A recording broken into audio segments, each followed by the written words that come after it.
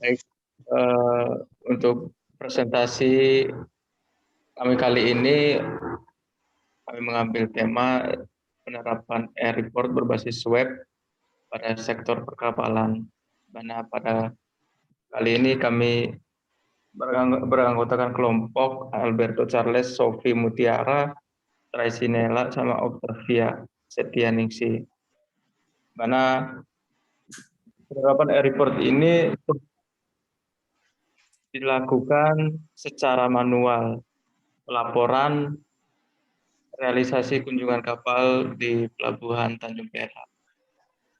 Selanjutnya kita melihat video tutorial operasi aplikasi e-report berbasis web.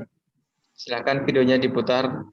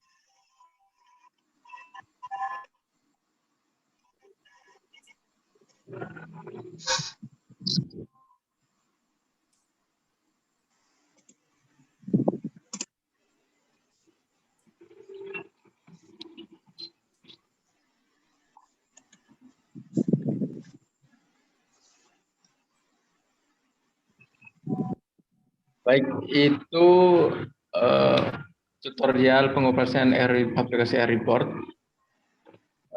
Selanjutnya kita apa sih pengertian dari aplikasi ini? Ya, pengertian dari aplikasi e-report ini adalah suatu sistem yang dibangun atau digagas oleh kantor otoritas pelabuhan utama Tanjung Perak Surabaya untuk mempermudah pemilik atau agen kapal melaporkan kegiatan realisasi kunjungan kapal di Pelabuhan Tanjung Perak Surabaya.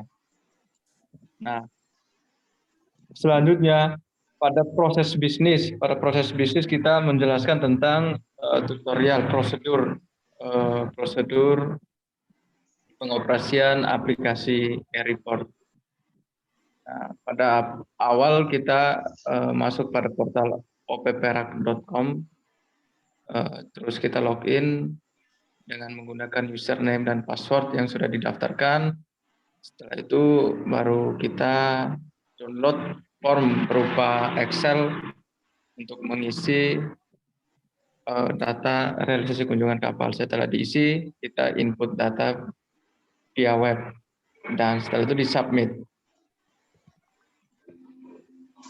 Nah, setelah disubmit baru ada verifikasi dari otoritas pelabuhan Tanjung Perak bahwa data kita sudah diterima dan sudah di ACC sama otoritas pelabuhan Tanjung Perak. Berikutnya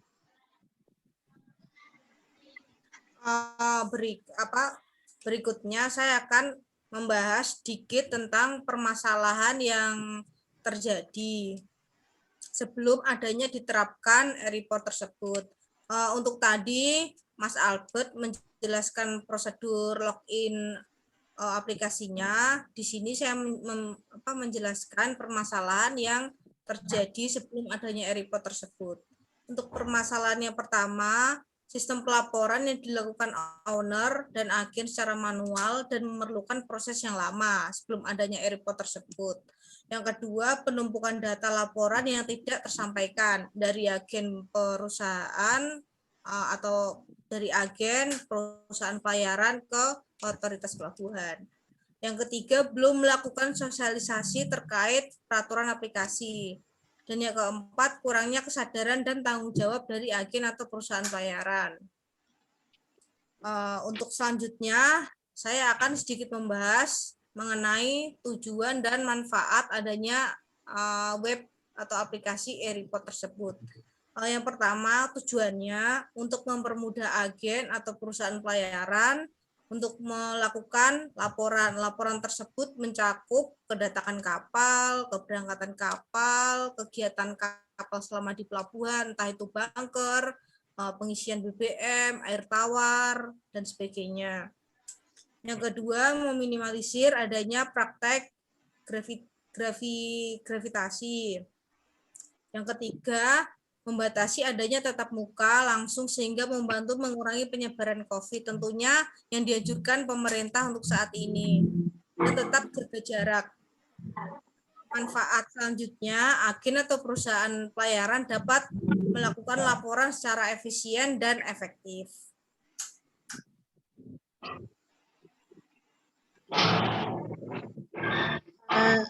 Selanjutnya, saya akan membahas mengenai kelebihan dan kekurangan dari aplikasi web e-report ini.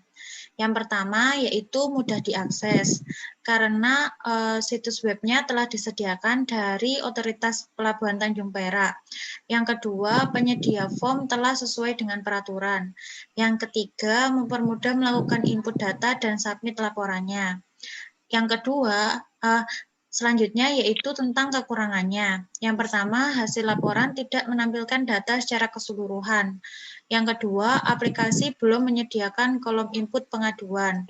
Jadi, jika dari agen atau pemilik kapal mengalami masalah kayak gitu-gitu, dia harus melakukan pengaduan secara manual dengan datang ke otoritas pelabuhan. Yang selanjutnya yaitu dampak. Untuk saat ini, dampak pada ICT e-report ini belum begitu terlihat karena masih dalam masa percobaan, sehingga masih diperlukannya pelatihan terkait ICT e-report oleh Otoritas Pelabuhan Tanjung Perak Surabaya kepada pengguna jasa di lingkungan kerja Pelabuhan Tanjung Perak.